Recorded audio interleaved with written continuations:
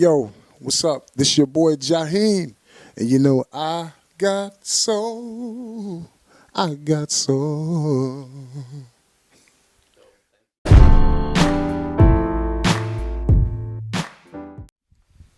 All right, I got Soul here with Jaheim, the new album, Struggle Love. Tell us about what is Struggle Love. Whew. Every time somebody asks me that question, I gotta think. Struggle Love is a concept on the album Struggle Love, titled Struggle Love, because I think back and I look at my life as a mirror of struggles. And through those struggles, there's been a lot of ups and downs with, love and things that you love and things that you like to do. And, you struggle. And you see it from other people's interpretation too. So we have people writing from all different angles. And we all come together collectively with a hit.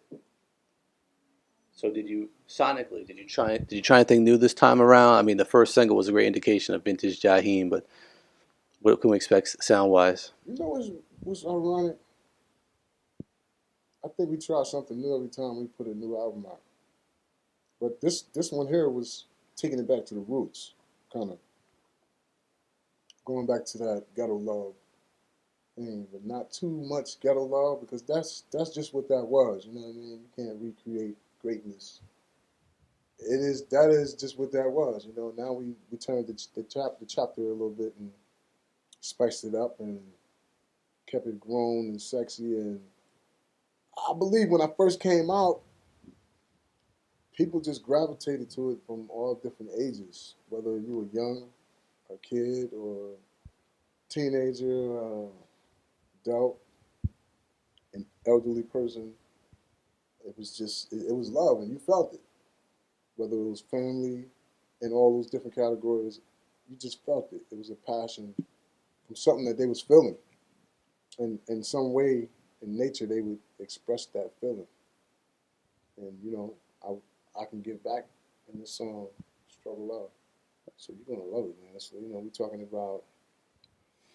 Hmm, we're talking about let's play a little game. Let's wait until it's raining and kick 'em all out like on Martin. Let's order Chinese, blow a few trees, put a paddle on the roof of your apartment. Let's cuddle to a flick, put your butt up on my. It's that type of song. It's demanding your attention. It's like, oh, this that old job right here, but it's not that old. But this that feeling that they've been really missing. But it's fresh. I think what's interesting about your career as you've progressed, you've introduced some new elements sound wise. While a lot of your peers, they've tried to do some younger stuff and appeal to a younger audience, but you've kind of stayed to what you are, who you are. What has allowed you to do that? Have you ever been tempted to try to do some things younger, like and appeal to younger audiences, or has it just been easy for you to stay in your lane? I think that it's pretty much everything you just mentioned and everything that I'm about to embellish. It's pretty much how every artist. I learned this year that every artist stands in the spotlight they really want to stand in. You know what I mean? So I always kind of knew that, but when somebody painted the picture, it made sense. Like Bernie Mac said, like a motherfucker. And when it start to make sense, you start to be creative. You know what I mean? Or a creator. You could be creative in many ways. And I want to get lost in the question, but what was that phase again? Just avoiding the temptation to try to stray too much from what your core sound is and what your fans appreciate, and the temptation to try to be younger, like some of your peers have been trying to do. And Yeah, I feel like I answer half of that. The fans, they we all knew when we first come through that door, and thereafter, we always want to compete with our own self. That's just how the world makes it. Instead of embracing what you so loved the first time, and not to, you know, second guess. just let it happen naturally. You know, I don't. I'm just enjoying the ride, man. I really am. I mean, I'm loving everything that's happening from the younger demographic, and if they appreciate my music, that's what's up. I really do. If they don't, then I'm not mad because 1.9 million people bought that record already, and it made history. It can only continue to do the same, you know. So it ain't about the money for me. It's about the love that you give and the love you get. You know, you can't let that all go to your head. And this is your seventh album now. Where are you still finding the motivation to make good music at this stage in your career? Because you've been at it for so long, you've been so successful, you sell out shows still and do tours. How are you still keeping motivated to make good music? My seventh album. How do I keep myself motivated to make good music? Is that the answer to the question? Yeah. I just stay true to me. I love I love to do what I love to do, making people happy. And I love when people run up to me, you know, even when I didn't get acknowledged for that record that sold all those records and, you know, made all those corporations, all those multi-millions. You know, we the artists sometimes don't enjoy that.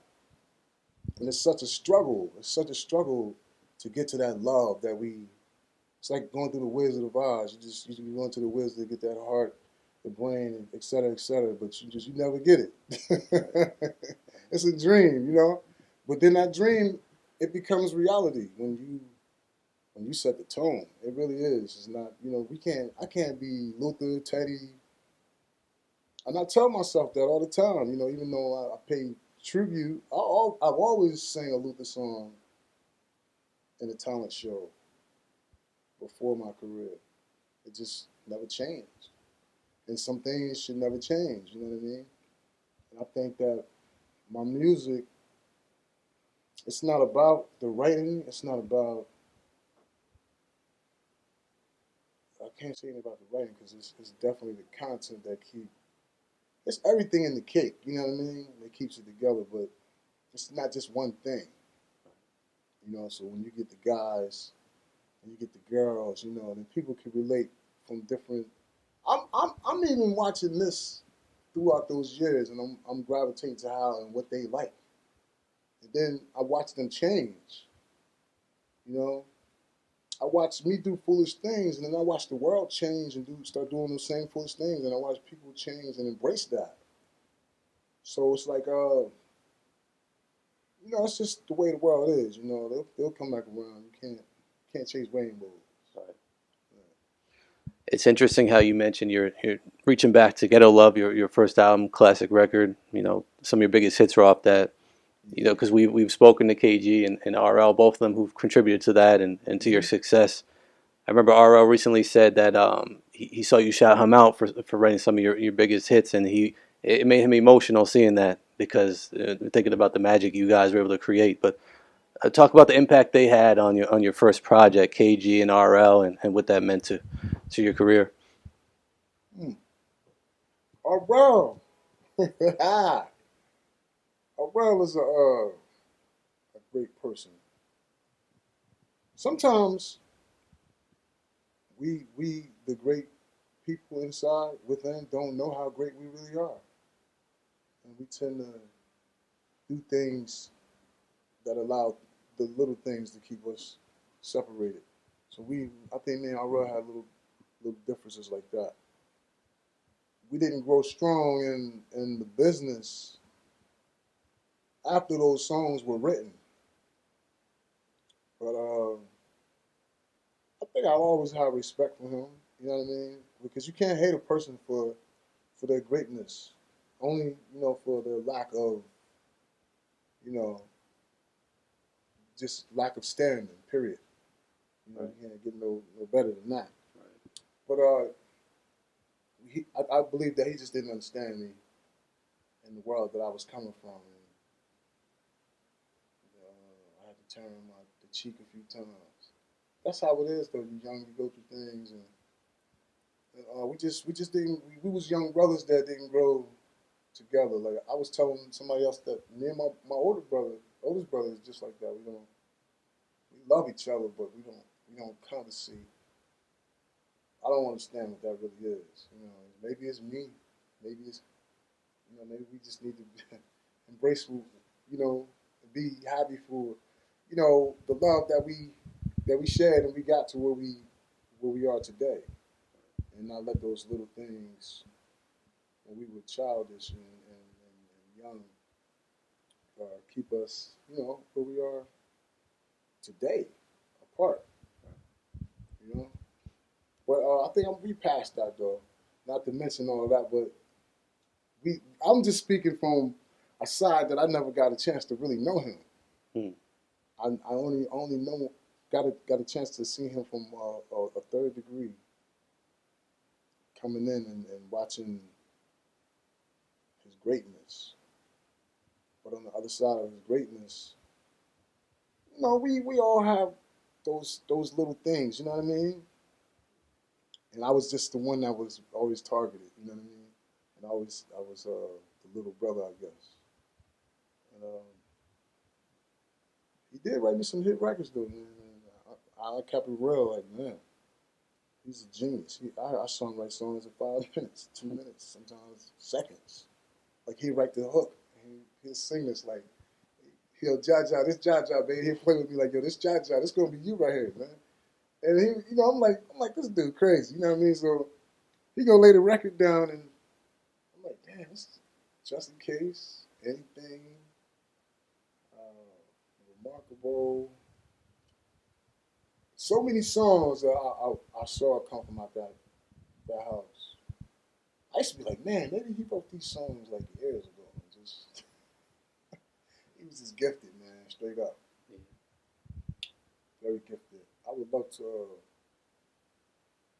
definitely make history because we did it before, and it was magic. It ain't about the money though, because the money is flowing. You know what I mean? I know he's doing his thing too. You know what I mean? So it ain't about the money. It's definitely what the people love. He got magic in his pen. I learned how to write off of people like him, how to use my imagination and be patient and build catalog. I used to get laughed at for writing 3 lines, and I didn't know how to write, so I had to watch everybody. And sometimes I take a CD and write down the names and then try to add on to the, just to add on, just to. I used to watch them as the people in classes were just writing in their little groups, and he would be the first one done, like, oh, oh. And I'd be like, man, that used to make me so hungry, though. And it was song after song, song after song. I mean, it wasn't a game, like, for real. And I watched this dude go through a lot. And,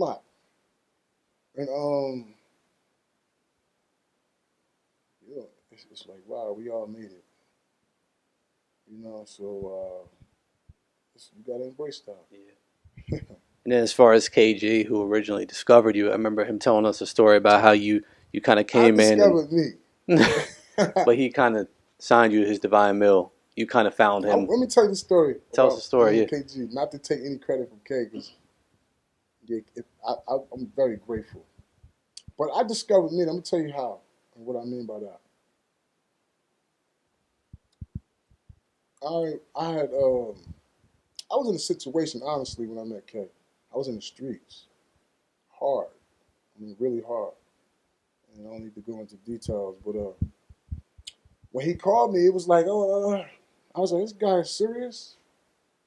I just got cut on my dang arm. So it was like I had mad stitches from here to here. You know what I mean? It was like, is this going to be the life? Am I going to go take revenge on these cats? Or am I going to use my head and say, I had to make this choice for real. I had to pick up the phone and call this cat and say, yo, if we're going to do something, we need to do it now because, boy, I don't know. I didn't say it in that tone, but I was really ready to like leave this earth or hurt somebody, and that would have led me to being in confinement, incarceration for years or whatever. I probably would have been ended up dead. You never know. So I had to take the narrative to take that chance. And in that walk, it wasn't all Gucci. We was the first making of the band. I went through all of that shit. I was at the Bo Peak, and it was meant for me to go through that. Because it taught me the struggle was definitely real. It was real, man. Like, I can't even tell you. And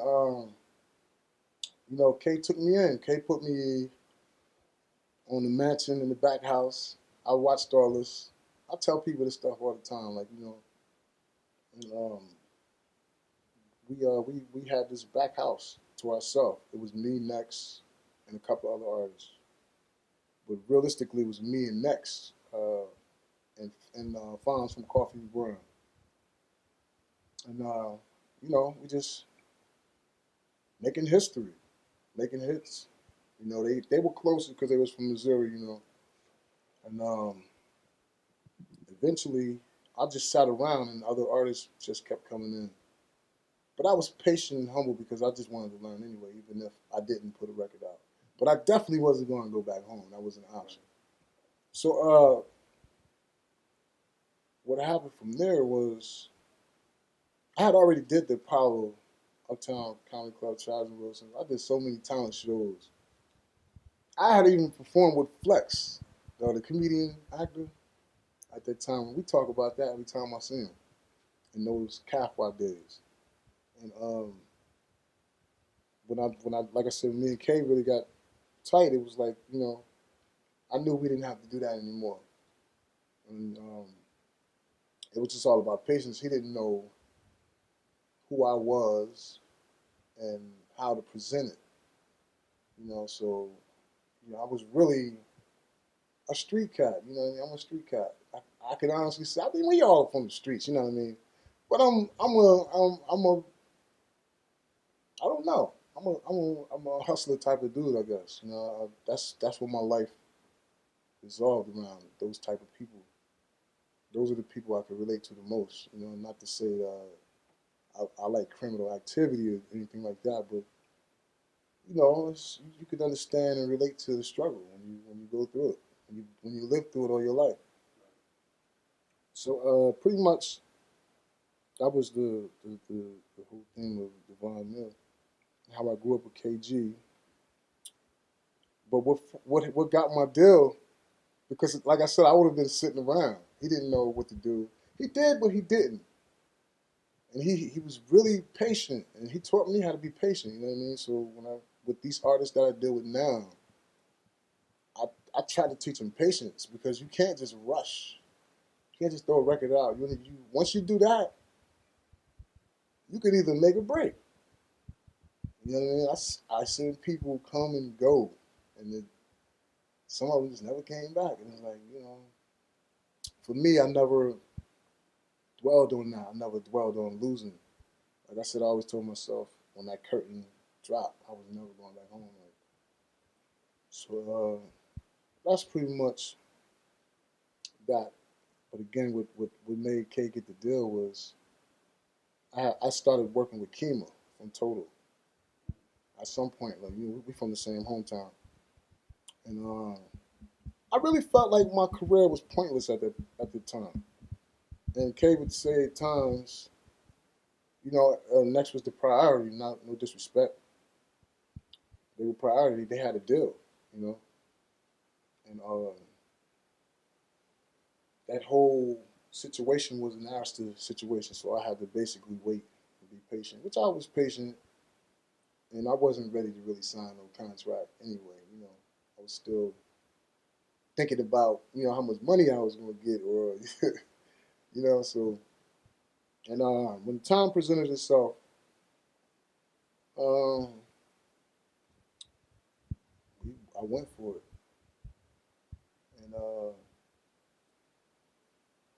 and I made me who I am today. KG was definitely a forefather in the business, uh, entrepreneur. such as the Sean Puffy Combs and et cetera, et cetera. And he gave me my opportunity. Like I said, I'm very grateful. I always tell K that he's great. He's great, and I made a choice to stay with him. I made the choice to stay with KG. I had, like I said, King had. She could tell you this. Like they flew out here, had the contracts, over 500,000. Everything that I could possibly want in that. That's how serious they was about Jaheim at the time, and I was going to be like the first recording artist on Relativity / Friday Records, I believe. I don't know which way it was going to go. T Smooth was the either the A&R or the president. I can't really remember. He was a cool cat, but that's what pushed KG to go get my deal. Right. At that point, he realized, man, this dude is serious. And he even said it to me. He said, I can't be mad at you. I know, you want to do your thing, but I really believe I even cried to him that night because I was so serious. And I was that loyal that I didn't want to leave because I felt all the love, that was, was already there. I really wanted to be here. So, it was just that type of thing. And it just happened. You know what I mean? It happened and I stayed.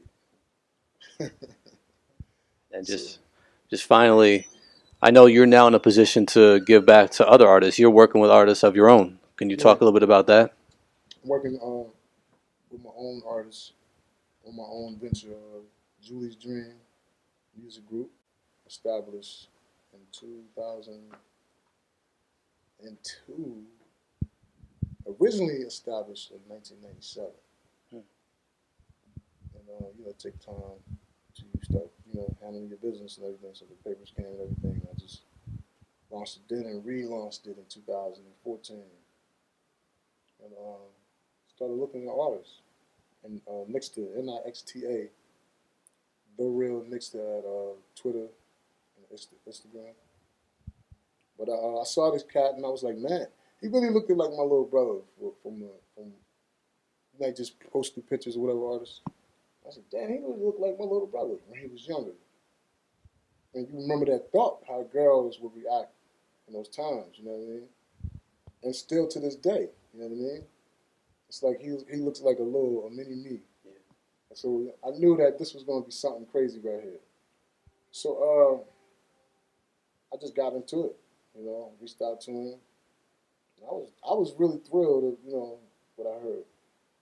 It was really nice. Decent. Yeah. So from that point on, we just started working. Just going in, working throughout the whole year. Got enough records. We got enough records. So we had to take a little time.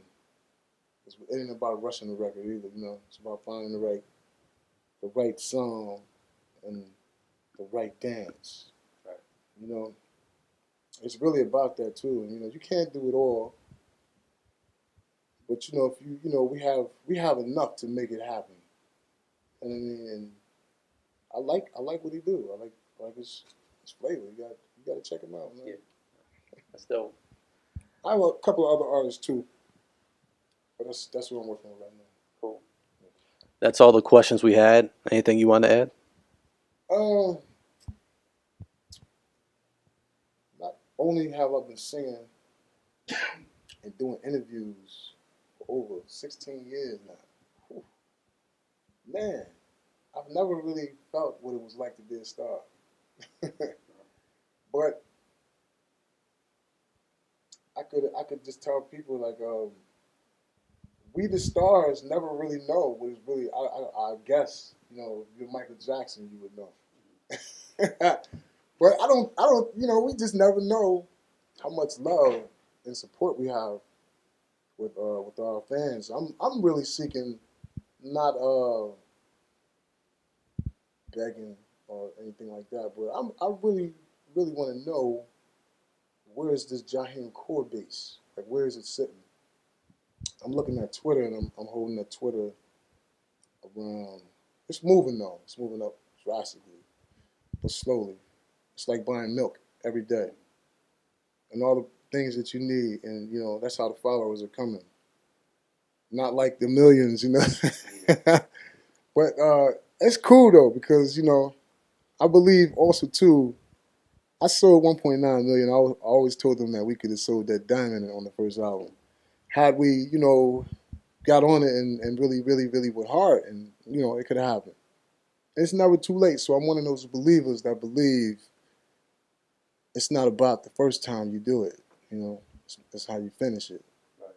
So with that being said, at 1.9, 15 years, if we get that diamond right now, oh man, I'm not gonna say that's gonna be the last one, but that would. I want to know who my fans are. I want to know where y'all at, and I also want to introduce myself to new fans, new people that could become my fans. So people share the love out there and follow my Instagram, official Jaheim, and my Twitter, and that's it.